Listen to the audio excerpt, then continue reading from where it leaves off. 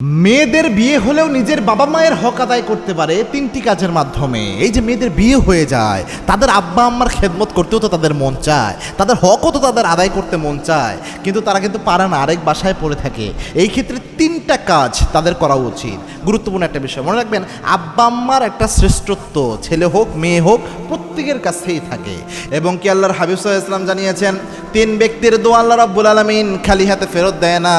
তার মাঝে আব্বা আম্মা যদি সন্তানের জন্য দোয়া করে, ওই দোয়া আল্লাহ খালি হাতে ফেরত দেয় না, করার সাথে সাথে কবুল হয়ে যায় আব্বা আম্মার দোয়া। এই জন্যে আব্বা আম্মার কাছে মেয়েদের তো দোয়া পেতে হয়, তো পেতে হলে কয়েকটা খেদমত আপনারা করবেন, তাহলে হক আদায় হয়ে যাবে ইনশাল্লাহ। এক নাম্বার হচ্ছে, আপনার আব্বা আম্মার জন্য যখনই আপনি হাত তুলবেন নামাজের শেষে, হয়তো আপনি শ্বশুর বাড়িতে আছেন, কিন্তু আপনার আব্বা আম্মার জন্য দোয়ায় অবশ্যই তাদের সামিল রাখবেন। এটাও একটা হক আদায়ের একটা অন্যতম মাধ্যম। এবং আল্লাহর হাবিব বলেছেন যে ইযা মাতাল ইনসান ইনকাতা আনহু আমালুহু, মানুষ যখন মারা যায় সব আমলের রাস্তা বন্ধ হয়ে যায় তিনটা বাদে।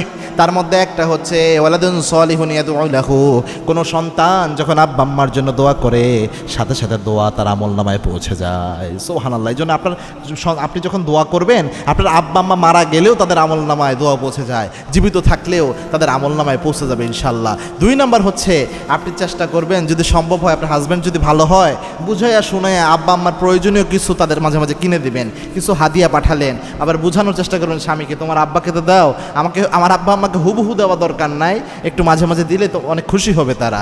এইভাবে বোঝানোর চেষ্টা করবেন, দেখবেন ভালো স্বামী হলে অবশ্যই এটা চিন্তা করবে যে হায় রে, আমার আব্বা আমার দিতে পারতেছি, এ তো দিতে পারতেছে না, তাহলে আমিও একটু সহযোগিতা করি তার পক্ষ হয়ে। তিন নাম্বার হচ্ছে, মিনিমাম চেষ্টা করবেন মাঝে মাঝে ফোন দিয়ে হলে একটু খোঁজখবর নেওয়া, কারণ মানুষ যখন বয়স হয়ে যায় তখন তাদের টাকা পয়সা খাবার দাবারের চেয়ে বেশি প্রয়োজন একটা কথা বলার মানুষ, একটু কথা বলে মনের দিক থেকে হালকা হবে এরকম মানুষ দরকার। তো বাবা মারা অনেক সময় ছেলের সাথে কথা বলে শান্তিটা পায় না, যেটা একটা মেয়ের সাথে পায়। এই জন্য আপনি যখন ফোন দিয়ে একটু খোঁজখবর নেবেন বাবা মার, দেখবেন এটাও তাদের অনেকটা মানসিক শান্তি দেয় ইনশাল্লাহ। এই কাজগুলো করলে আশা করি, যেহেতু আপনি আরেক পরিবারে থাকেন, তবুও আপনার অনেকটা হক আদায় হয়ে যাবে।